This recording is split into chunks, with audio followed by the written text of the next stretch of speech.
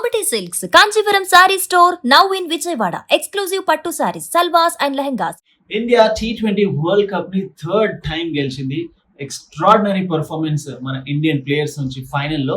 So India ఫైనల్లో New Zealand ఓడించడానికి 7 main reasons చెప్తా. అవి ఏంటంటే, first and the foremost important reason India first batting చేయడం. ఎందుకంటే వరల్డ్ కప్స్ లో ఫైనల్ మ్యాచెస్ లో ఫస్ట్ బ్యాటింగ్ చేస్తేనే ఆ ప్రెషర్ తక్కువ ఉంటుంది. అండ్ సెకండ్ బ్యాటింగ్ చేసేటప్పుడు కొంచెం టార్గెట్ చేజ్ చేసింగ్ లో క్యాలిక్యులేటివ్ ఇన్నింగ్స్ ఆడాలి కాబట్టి కొద్దిగా కష్టంగా మారే ఛాన్సెస్ ఎక్కువగా ఉంటాయి. అండ్ ఇండియాకి ఈ వరల్డ్ కప్ మొత్తం కూడా అదే సక్సెస్ ఫార్ములా లాగా కనిపించింది. దాంతో 255 రన్స్ హ్యూజ్ టోటల్ ని న్యూజిలాండ్ ముందు పెట్టగలిగింది. 96 రన్స్ తోనే గెలవగలిగింది. And reason number 2, sensational Sanju Samson. Quarter ఫైనల్లో, సెమీఫైనల్లో అండ్ ఫైనల్లో hat trick of half century score చేయడం ఆషామాషి విషయం కాదు. అందులోనూ అసలు ప్లేయింగ్ 11లో ఛాన్సే రాదు అనుకున్న సంజు శాంసన్ ఒక కీ ప్లేయర్గా, మెయిన్ ప్లేయర్గా ఇండియన్ బ్యాటింగ్ లైనప్ కి మెయిన్ పిల్లర్గా మారాడు. And player of the tournament కూడా తీసుకున్నాడు.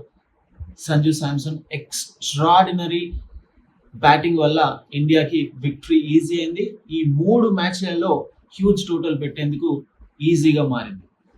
And reason number 3, Sanju Samson తో పాటు అభిషేక్ శర్మ ఇంపార్టెంట్ టైంలో, ఇంపార్టెంట్ మ్యాచ్ లో రన్స్ స్కోర్ చేయడం, 50 స్కోర్ చేయడం, అది కూడా చాలా కంఫర్టబుల్ గా, చాలా కన్విన్సింగ్ గా కనిపించిండు అభిషేక్ శర్మ. దాంతోనే ఇండియా ఫాస్ట్ గా 100 రన్స్ ని స్కోర్ చేయగలిగింది ఓపెనింగ్ పార్ట్నర్షిప్ కి. అండ్ పవర్ ప్లే లో కూడా హ్యూజ్ రన్స్ ని స్కోర్ చేయగలిగారు. సో ఆబ్వియస్ గా ఓపెనర్స్ పార్ట్నర్షిప్ చక్కగా రానేస్తే ఏమవుతుంది, నెక్స్ట్ వచ్చే బ్యాటర్స్ కి రన్స్ స్కోర్ చేయడం ఈజీగా ఉంది. రీజన్ నెంబర్ 4, ఇద్దరు ఓపెనర్స్ మంచి స్టార్ట్ ఇచ్చారో ఆ స్టార్ట్ ని క్యారీ ఫార్వర్డ్ చేయడం కూడా చాలా ఇంపార్టెంట్. దాన్నే ఎగ్జాక్ట్ గా ఏదైతే కావాల్సిందో అదే చేసిండు ఇషాన్ కిషన్. ఎక్స్ట్రాడినరీగా ఆడిండు, 50 రన్స్ స్కోర్ చేసిండు. ఈ వరల్డ్ కప్ స్టార్టింగ్ లో బాగా ఆడిండు, కానీ దాని తర్వాత కొంచెం డిప్ అయినట్టు కనిపించింది తన స్కోరింగ్ ఎబిలిటీ. బట్ ఇంపార్టెంట్ టైంలో తను కూడా రన్ స్కోర్ చేశాడు. సంజు శాంసన్ తో కలిసి అద్భుతమైన పార్ట్నర్షిప్ బిల్డ్ చేయగలిగాడు. రీజన్ నెంబర్ 5, ఎప్పుడైతే లాస్ట్ లో ఒక ఓవర్లో 3 వికెట్లు పడినాయో ఆ తర్వాత శివం దూబే ఎక్కడా కూడా ఇన్నింగ్స్ మొమెంటం కోల్పోకుండా లాస్ట్ ఓవర్లో స్పెషల్లీ ఆ జిమీ నేషిమ్ బౌలింగ్ లో 6s కావచ్చు, బౌండరీస్ కావచ్చు, అది కూడా స్కోర్ చేయడం చాలా కీ. ఎందుకంటే ఓపెనర్స్ రాణించడం, మిడిల్ ఆర్డర్ లో బ్యాటింగ్ చక్కగా రావడం అండ్ ఫినిషింగ్ కూడా అంతే ఇంపార్టెంట్ ఏ టీమ్ కైనా ఒక హ్యూజ్ టోటల్ పెట్టడానికి. శివం దూబే ఈ ఒక్క మ్యాచ్ లోనే కాదు, త్రూ అవుట్ ద టోర్నమెంట్ చాలా చాలా అద్భుతంగా ఆడాడు.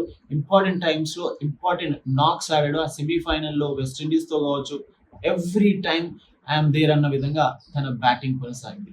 రీజన్ నెంబర్ 6, న్యూజిలాండ్ రన్ చేసుకొచ్చినప్పుడు వాళ్ళ ఓపెనర్స్ ఫినలెన్ అండ్ టీమ్ సైఫర్ట్ ఎక్కడా కూడా నిలదొక్కునే ఛాన్స్ ఇవ్వలేదు ఇండియన్ బౌలర్స్. చాలా త్వరగా ఇద్దరు ఓపెనింగ్ పార్ట్నర్షిప్ ని బ్రేక్ చేయడంతో అక్కడే కంప్లీట్ గా అయిపోయింది ఇంకా మ్యాచ్. ఇద్దరు ఓపెనర్స్ స్పెషల్లీ ఫినాలెన్ అవుట్ అయిన తర్వాత ఎక్కడ కూడా న్యూజిలాండ్ మ్యాచ్ లో గెలుస్తుంది అన్న విధంగా అనిపించలేదు.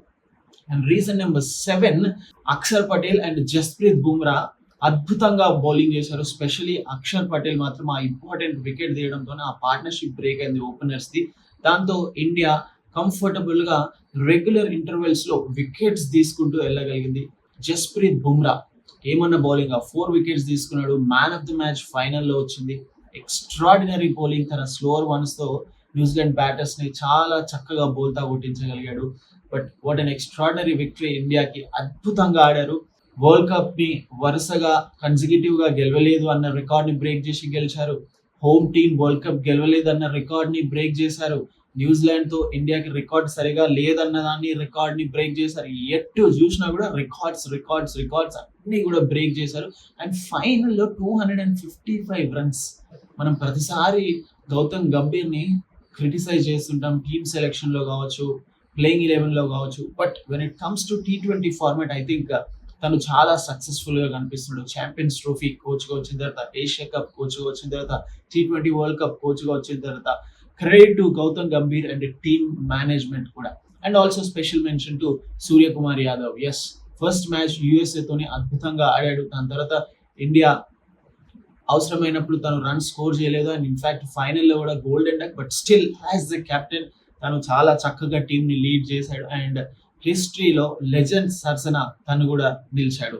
ఒక మహేంద్ర సింగ్ ధోని, ఒక యువరాజ్ సింగ్, ఒక సూర్యకుమార్ యాదవ్, వీళ్ళు ముగ్గురు ఇండియాకి కెప్టెన్స్ గా వరల్డ్ కప్స్ అందించారు. వావ్, సూపర్బ్ గా అనిపించింది ఇండియా జర్నీ ఈ వరల్డ్ కప్ లో. మీకు ఎలా అనిపించిందో కామెంట్ చేయండి.